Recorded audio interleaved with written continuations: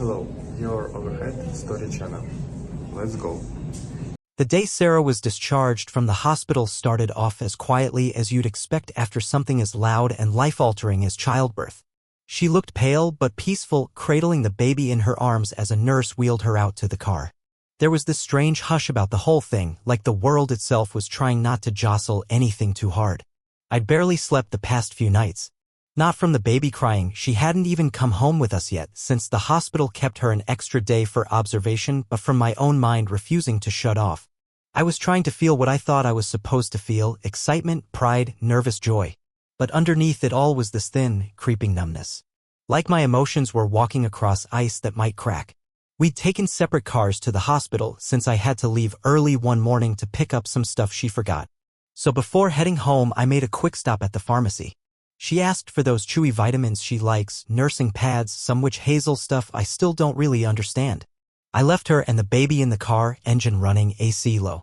When I came back out with the bag, I figured I'd rearrange the trunk to make space for a gift basket her coworkers had sent. That's when I saw it. A plain white envelope sticking halfway out from under the folded stroller. No stamp. No handwritten address. Just a faint gray logo in the corner: Madison Diagnostics, private testing. Confidential results enclosed. For a second, I thought it might be some leftover medical paperwork like discharge instructions or insurance forms. I picked it up. It wasn't sealed. Just a soft flap unglued. Curiosity didn't even feel like the right word for what made me open it. Instinct, maybe? Dread dressed as intuition. Inside was a single sheet of paper, white with black text, neatly formatted. At the top, paternity comparison report. Below that, my name, Sarah's name, and a third, newborn female, infant. I skimmed down to the section that spelled it out in bold. Probability of paternity, 0%. I didn't move for a full 10 seconds. It felt like my brain just stopped. Not like a dramatic realization in a movie where the camera zooms in and the music swells. This was quiet. Still. Like hitting black ice and realizing in that split second that the car is no longer under your control. I slid the paper back into the envelope, tucked it inside the inner pocket of my jacket, closed the trunk, and walked calmly to the driver's side. She was scrolling through her phone, half asleep, the baby dozing beside her in a portable bassinet. "Did you get the cooling pads?" she asked as I buckled in. "Yeah," I said. "They're in the bag." "Thanks, babe," she said, not looking up. "You're a lifesaver." I nodded. Drove home. The ride was short, 10 minutes maybe, but I felt every second of it. My hands on the wheel felt mechanical, like I had to remind myself to keep checking mirrors, to breathe. Sarah hummed along to some lullaby playing faintly through the speakers. I kept my eyes on the road. The air between us was full of her contentment. But mine? Mine was full of something else now. Something I couldn't name yet. But I knew it wasn't love. Not anymore. At home, I carried in the bags, then the baby, then helped Sarah up the porch steps. She winced with every movement, and I caught myself still feeling protective, still responding the way a husband should. But the autopilot didn't fool me. After she settled on the couch with a blanket and heating pad, I went to make tea. My hands moved smoothly, boiling water, steeping her favorite chamomile, pouring it into the green ceramic mug we got on our trip to Asheville 3 years ago. The one with the chip in the handle that she never seems to notice. When I handed it to her, she smiled. "You always know what I need." I wanted to ask her right then. Wanted to say, "Really? Did you think I needed to be lied to? Did you think I needed to raise another man's child?" But I didn't. Because I already knew how that would go. She'd cry. Maybe deny it, maybe twist it. She'd find a way to flip it around to make my reaction the problem. So I sat down. Waited. That evening, once the baby was asleep in the bassinet beside her, Sarah reached behind the cushion and pulled out a small, rectangular package wrapped in tissue paper. She smiled again, big, stage ready. "I wanted you to have this. Something special." I took it slowly. Opened it even slower. Inside was the pregnancy test. The original one, encased in a clear plastic case like some kind of trophy. The lines had faded slightly, but they were still visible, those 2 pink stripes that once meant the beginning of everything. "I saved it," she said softly, like it was some romantic gesture. "So you'd always remember this moment. The start of our family." I stared at the test in my hands, my face unmoving. "You're quiet," she said after a beat. "Too quiet." "What's wrong?" I looked up, but I didn't speak. "Not yet." She frowned. "Lucas, you've been acting strange for weeks. Distant. I know you're stressed, but you can't keep shutting me out like this." I stayed silent. The room felt cold despite the summer air. She sighed. Look, I get it. You're under pressure. With work, the baby, the bills, it's a lot. But we're a team, remember? You don't have to do this whole tortured silence thing. It's not healthy. I nodded once. Set the plastic encased test on the coffee table. My hands felt heavy. You're making this weird, she said finally, her voice sharper now. I'm trying to share something personal with you and you're just shutting down. Still, I didn't respond. That's when her tone shifted completely. You know, she said, adjusting the blanket, maybe this is exactly what I mean. You used to talk to me. Lately, it feels like I'm living with a stranger. If something's broken, we should talk about it. But you never say anything until you're already 1,000 miles away. And there it was. The deflection. She took my flat reaction to her lie and turned it into my emotional failure. She was trying to cast herself as the hurt party. A concerned wife with an emotionally distant husband stuck picking up the slack. It almost worked. She was that good. But the thing is, she didn't know what I knew. Not yet. I sat back against the couch, crossed my arms, and let her talk herself into a circle. I nodded in all the right places. I played the part. Because I needed time. Time to think. Time to plan. The truth was too fresh, too sharp. I knew if I pushed it now, it would explode. And she dragged me into some performance of sympathy and confusion until I started to question what I saw with my own eyes. I'd learned somewhere along the way that silence is a kind of power. She didn't notice when I slid the envelope deeper into my coat pocket later that night. She didn't see me stare at the baby with a look that wasn't quite all anymore. She thought the storm had passed. But it hadn't. It had only begun to gather. After that night, silence became my routine. Outwardly, I did what I always did: changed diapers, made grocery runs, adjusted the baby monitor, smiled for photos. But inside, I was dissecting everything. Every conversation. Every late night. Every deflection Sarah had ever handed me like a tissue soaked in perfume. What once looked like coincidence now felt like foreshadowing, and the more I revisited those memories, the less sense they made. It started small. I remembered how, around the second trimester, she began changing her phone password regularly. She used to leave her screen unlocked around me, no hesitation. But one day I noticed the lock screen had changed, and when I asked, she laughed it off. Oh, it updated with the new iOS. Security stuff, you know? She said it too casually, like she'd rehearsed it. I didn't push at the time. Why would I? I wasn't looking for anything. And then there was the night she claimed she was sleeping at her sister's place after a work dinner. I hadn't even questioned it. She said her phone died. Said she forgot the charger. Said her sister's apartment had bad reception. 3 explanations all in one breath. I remember thinking it was odd, but she'd smiled when she told me, almost daring me to challenge her. Another time, I found a pair of earrings on the bathroom counter, small, silver hoops. They weren't hers. I knew because Sarah only wore gold, said silver looked washed out against her skin tone. When I asked about them, she said, oh, they must be my sister's. She was here last week, remember? Her tone was light, amused, like I was making a big deal out of nothing. I didn't question it. Now I wish I had. Even the house didn't feel untouched. There were little things. Items appearing that I never bought. A high-end bottle of cologne sitting on the dresser one afternoon, gone by the next morning. I had asked her about it, and she laughed. It's a sample from work, she'd said. Marketing sends us all kinds of weird promo stuff. I believed her. I believed everything. But then I remembered the wine glasses.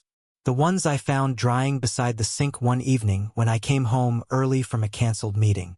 2 glasses, neither of which we'd used in months. She said she had wine while video chatting with a friend. She never said which friend. And the picture frame, our wedding photo, shattered on the floor a few weeks later. When I asked what happened, she said she'd knocked it over while vacuuming.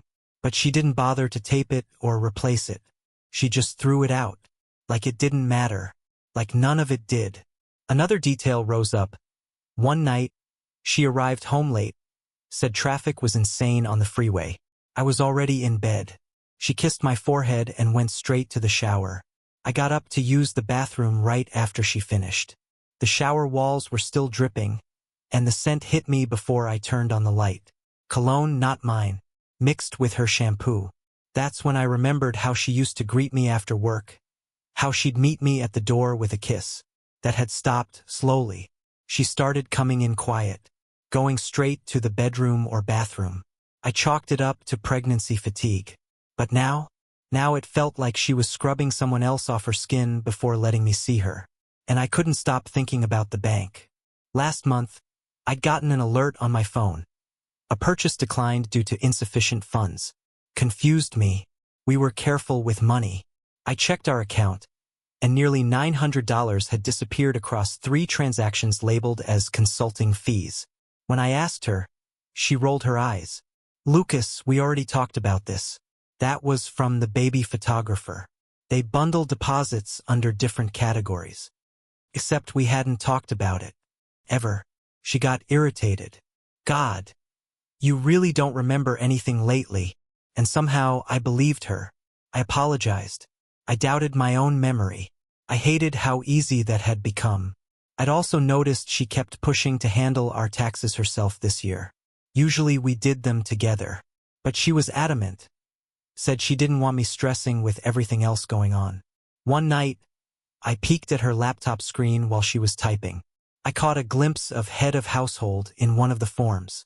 When I asked about it, she clicked away from the page and said she must have selected the wrong option. "Don't worry," she said. "It's just the free version.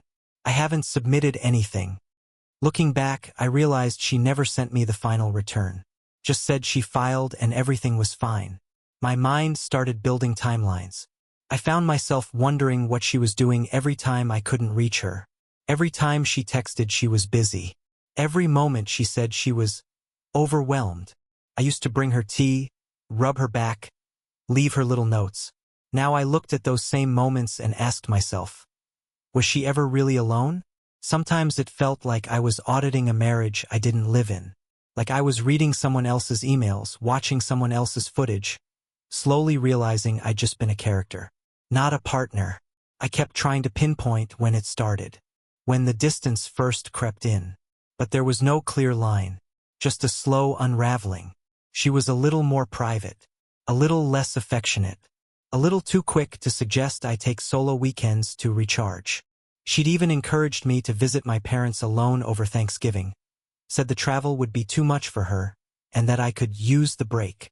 I'd driven 5 hours each way, alone, eating gas station food and lying to my mom about how happy we were. In one of those weird moments where everything seems trivial and huge at once, I remembered a pair of socks. She bought them for me around the holidays, said they were from a boutique near her office. They were nice, thick, warm, had a weird embroidered pattern on the ankle. But one day, I saw a man on the train wearing the exact same pair. Same color, same pattern. I asked him where he got them. "Hotel gift shop in Charleston," he said. Sarah hadn't been to Charleston. At least not with me. Piece by piece, it added up. The gaps, the excuses, the tiny inconsistencies that didn't sting until now. I felt like I was solving a puzzle backwards. One where the picture wasn't of love, but of erasure. And I was the part being erased. I still hadn't confronted her.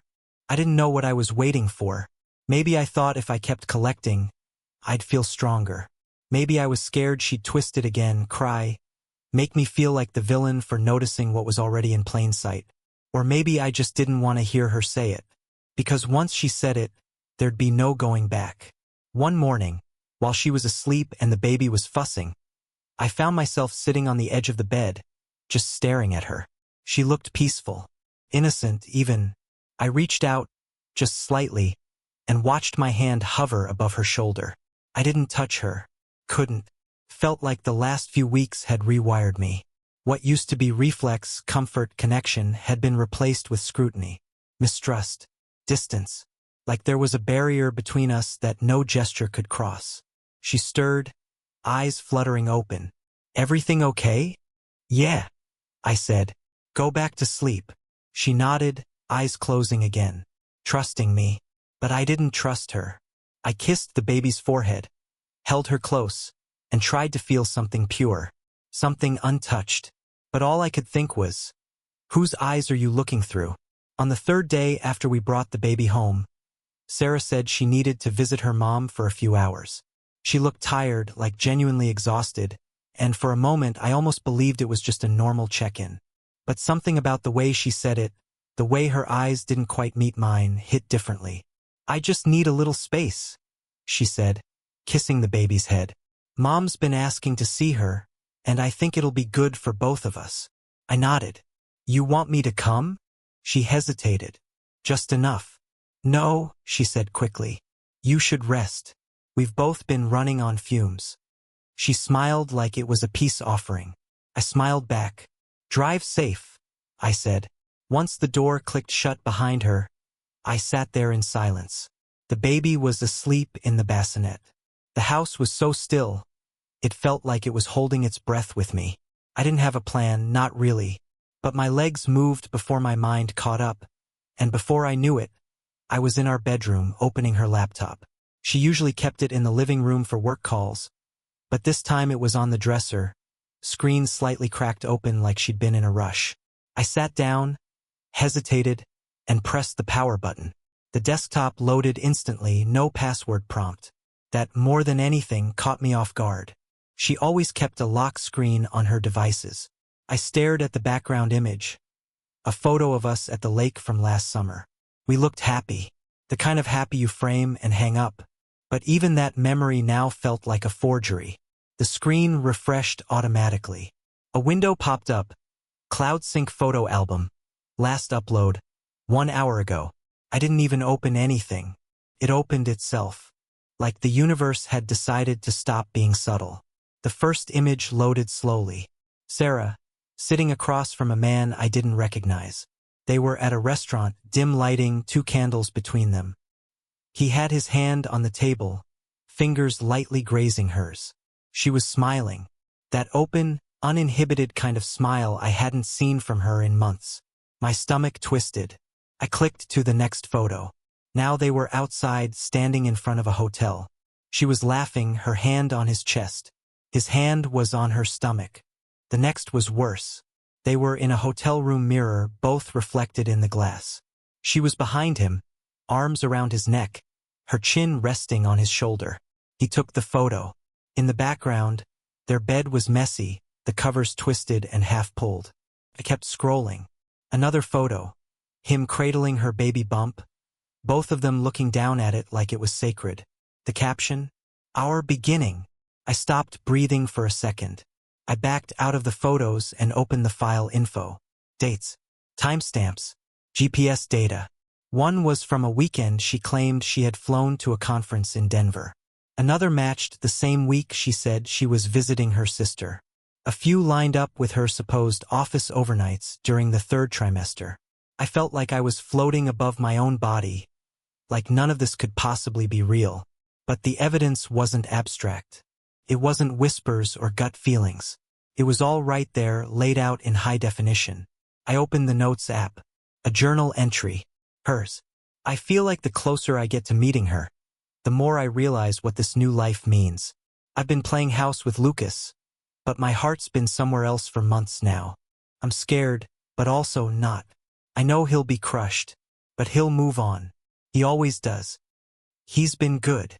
Too good. Makes it harder. I closed the app. I didn't cry.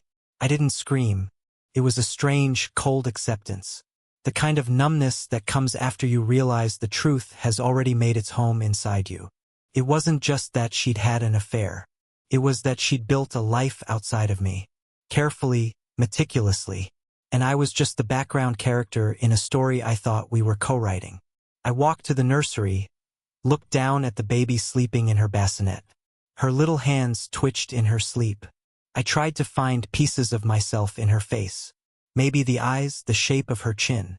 But now every resemblance felt imagined. I was searching for a connection that never existed. And still, she was innocent. Whatever mess Sarah created, the baby didn't ask for it.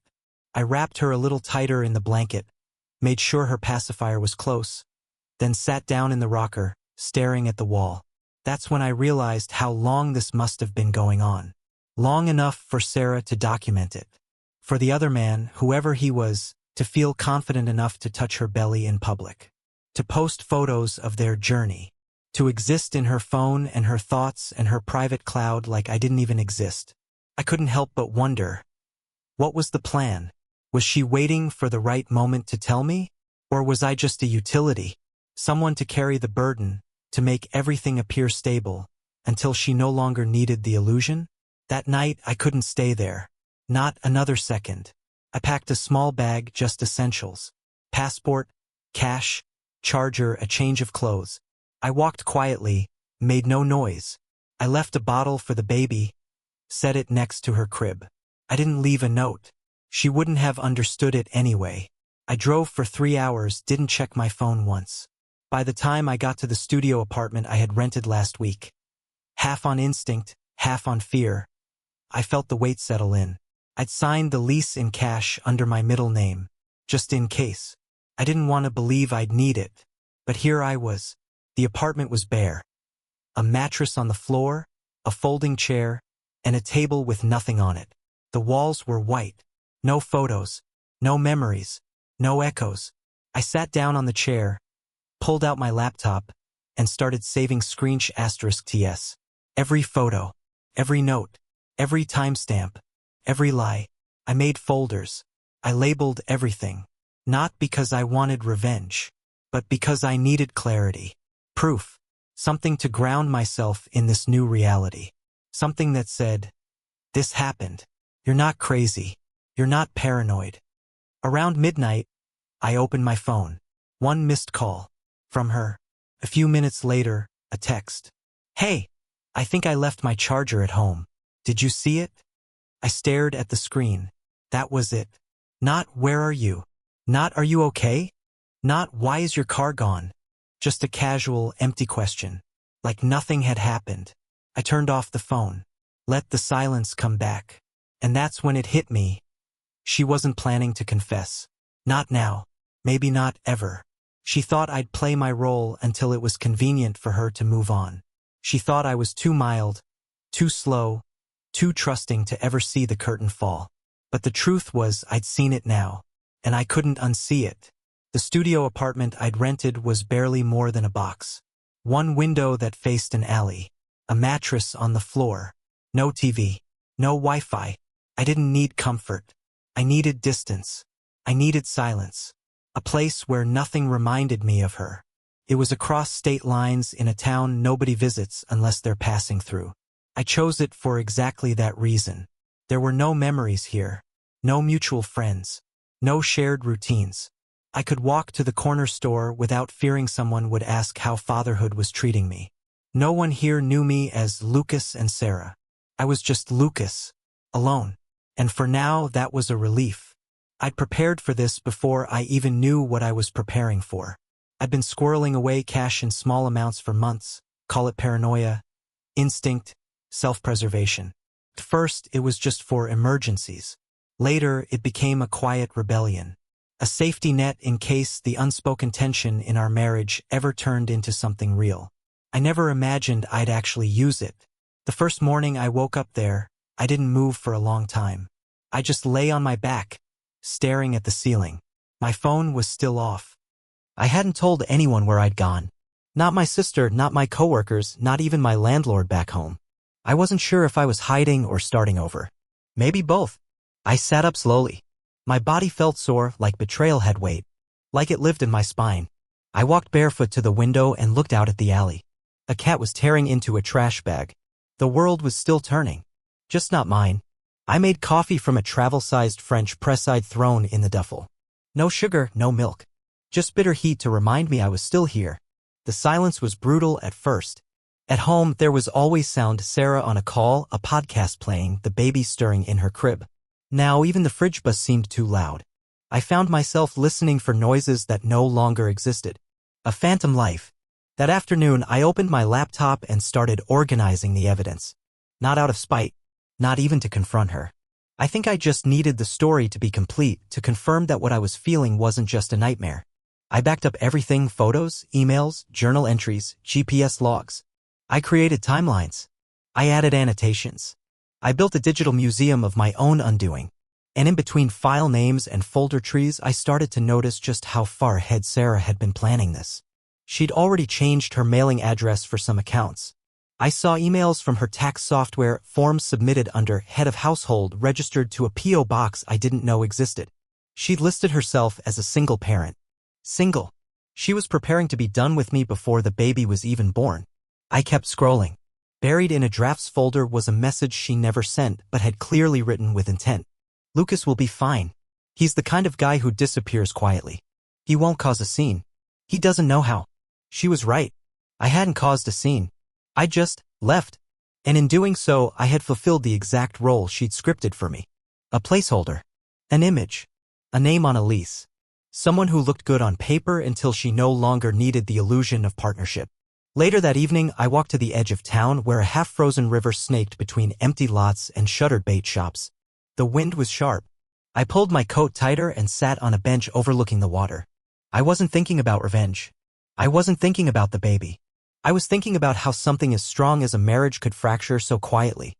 No explosions. Just small cuts until you bleed out. I don't know how long I sat there. At some point, a kid on a bike passed behind me and said, "You good, man?" I nodded. He didn't believe me. The next few days blurred. I stopped shaving. Didn't shower much. Ate only when I remembered. I kept thinking the grief would come all at once, like in the movies, a full-body sob, a collapse on the floor, a broken man reaching for the sky. But it didn't. Mine was quieter. Slower. Like drowning in shallow water. You keep expecting to stand up. You don't. I thought about calling my sister just to hear someone say my name without a layer of pity. But I couldn't bring myself to explain any of it. I wasn't ready for questions. For judgment. For sympathy. I didn't want to hear someone say, "You'll get through this." Not yet. Then one afternoon I got curious. I turned my phone on. The lock screen was a wall of missed calls and unread messages. Some from Sarah. Some from her sister. Some from mutual friends. One from my boss. None from my mother, which felt both merciful and strange. The last voicemail from Sarah was short. "Hey, can you please just let me know where you are? I'm getting worried. I'm not trying to start anything, I think we should talk. Please." No tears. No panic. Just that soft, measured tone she always used when she wanted to sound reasonable. Like nothing had happened. Like this was just a speed bump on the road to reconciliation. Then I saw the email. Subject line, "You're still invited." It was from one of Sarah's college friends. The same ones who'd been gushing over baby names a few months back. The message said, "Hi Lucas. Just wanted to make sure you saw the invite to the welcome party next Saturday. It's going to be so sweet. Sarah mentioned you might be a little tied up with work, but she said to extend the invite anyway. Hope you and baby girl are doing well. Can't wait to see you both." I blinked. Reread it. A party? I scrolled further. Attached was the invite. Pink background, pastel balloons, the baby's name in loopy font. Below that, in bold letters, hosted by Sarah and Lucas. Location, our home. Date, Saturday, 2 p.m. She was still using my name. Our address, our shared identity, publicly, like nothing had changed. And that's when something inside me snapped. Not in anger, but in clarity. This wasn't just betrayal. This was erasure. She was building a new life from the scraps of the old one and trying to present it like it had never been broken. Using my name, my silence, my absence as props to support her story. That night, I wrote a message. Not to her. To everyone on that guest list. Friends. Colleagues. A few people from my side of the family who still hadn't heard from me. I kept it short. I hope this message finds you well. I understand many of you received an invitation to a celebration hosted by Sarah and me. I want to clarify that I will not be attending, nor was I consulted. Attached are documents that explain why. I included the paternity test, a few photos, a scanned copy of her tax filing showing single parent. I didn't editorialize. No accusations, no demands, just the truth, lined up like evidence in a courtroom. I clicked send. Then I turned my phone off again. 2 weeks had passed since I sent the email. 2 weeks of silence. Well, not complete silence. The world didn't pause just because mine had ruptured. People replied. Slowly at first. 1 or 2 the same day. Then more. My inbox became a drip feed of awkward confusion, restrained shock, and cautious sympathy. Some just wrote, "I'm so sorry. I had no idea." Others asked, "Is this real?" Or, "Are you okay?" Or, "Do you want to talk?" One of Sarah's friends, the one who had sent the party invite, replied with a single line. "You deserve better. I'm sorry I didn't see it." What stuck with me most was who didn't reply. Sarah, her sister, her mother, half the people we used to see on weekends, the ones who once said we were relationship goals. Not a word. I sat with that. It was strange. The moment you stop being a couple, people don't just see you differently. Some don't see you at all. You become a complication. An uncomfortable reminder that happy photos can lie. But I wasn't interested in salvaging relationships anymore. I wanted the truth to breathe. I got a call from a mutual friend of ours, Aaron, who I hadn't seen since the baby shower. His voice was cautious, like he was trying to gauge how much fire was still in the room. "Hey man," he started. "I don't even know what to say." "You don't have to," I said. I wasn't looking for a side, just clarity. He hesitated. "I mean, yeah, but she's still telling people you just left." "Which I did," I said. "After seeing everything. She's saying you had a breakdown, that you couldn't handle the pressure, that you weren't sleeping, that she tried to get you help." I closed my eyes, let the words sit. Of course she did. "She's protecting the narrative," I said finally. Aaron was quiet. "I'm not looking for a rescue squad," I added. "But I'm done being erased." After we hung up, I realized what made me angrier than the lie itself. It was how plausible she'd made it. A man disappearing in the middle of new fatherhood? Tired, overwhelmed, checked out, fit, especially when you've already painted him as distant.